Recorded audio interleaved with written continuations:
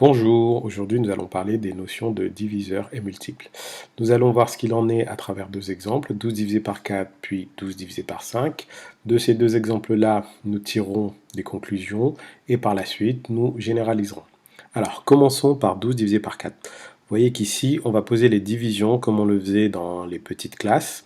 Alors 12 divisé par 4, ça donne 3. Donc on soustrait 12 ici et il reste 0. Donc, la division est finie, on peut dire que 12 est égal à 4 fois 3. À côté, nous allons effectuer 12 divisé par 5. Alors, dans 12, combien de fois 5? Eh bien, 2 fois. On enlève 10 et il reste 2. J'abaisse le 0 et je mets la virgule ici. Dans 20, combien de fois 5? 4 fois. Donc, j'enlève le 20 et voilà, la division est finie. Donc je peux dire ici que 12 est égal à 5 fois 2,4. Quelle conclusion peut-on tirer de ces deux résultats? Eh bien, ici, dans le premier cas, on peut dire que 12 est divisible par 4, eh bien, car le quotient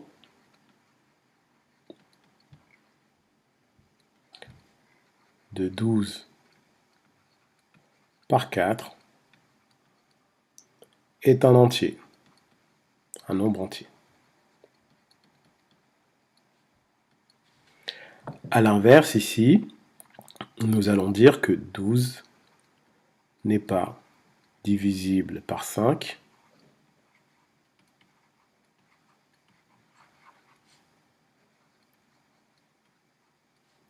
car le quotient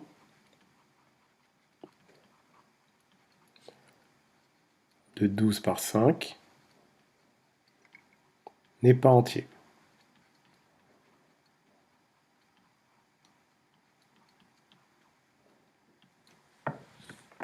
Pour ceux qui l'auraient oublié, le quotient est le résultat d'une division. Donc dans la division 12 divisé par 4, le quotient c'est 3.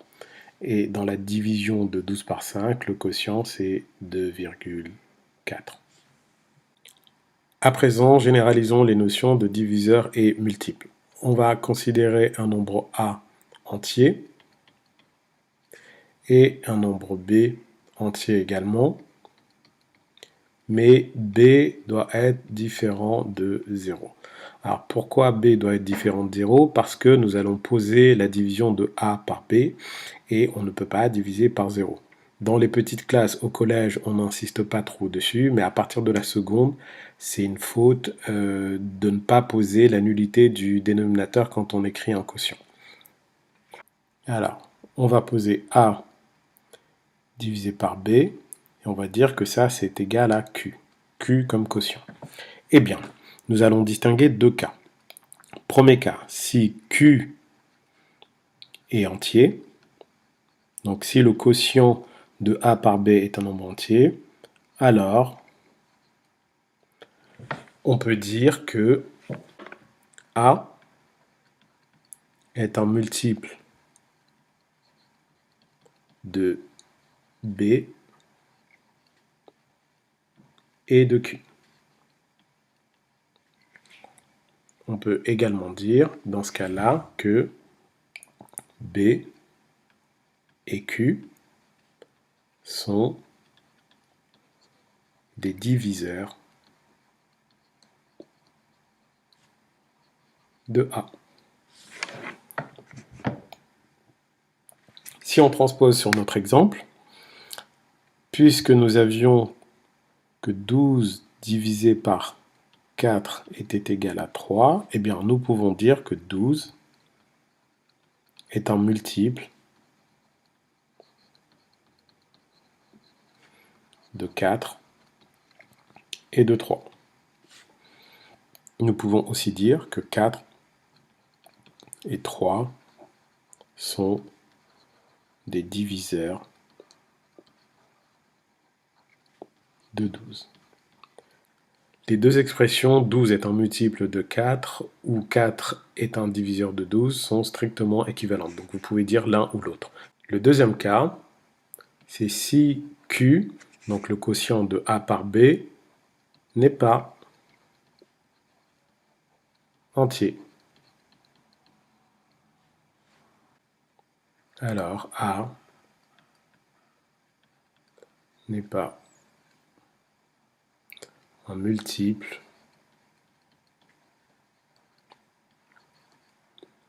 de B et de Q. Dans l'autre sens, B et Q ne sont pas des diviseurs